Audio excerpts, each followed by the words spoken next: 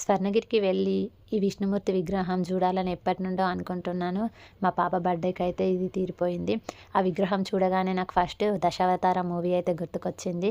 ఆ మూవీలో కమల్ హాసన్ గారిని విగ్రహానికి కట్టేసి నీటిలో పడేస్తారు కదా! అదే మూవీ గుర్తుకొచ్చింది.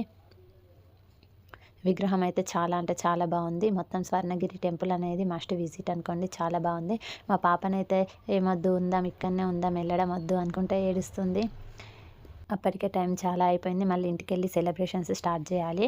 అయితే రిటర్న్ వచ్చే ముందు ఇక్కడ అందరూ ఈ దీపంలో ఆయిల్ అయితే తీసుకొని వేస్తున్నారు. మేము కూడా ఒక బాటిల్ ఆయిల్ కొనేసి వేసినాం. ఇక ఇంటికైతే వెళ్ళిపోయినాం.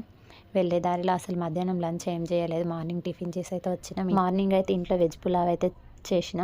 ఆ పులావ్ని బాక్స్లో కట్టుకొని వచ్చినాం. ఈ ఇస్తారాకులను అయితే పెట్టుకొని ఒక దగ్గర కూర్చొని అయితే తిన్నాం. ఇక ఇంటికి వెళ్ళేసరికి నైట్ 8 అయిపోయింది. 8కి వెళ్ళగానే సెలబ్రేషన్స్ అయితే స్టార్ట్ చేసాం.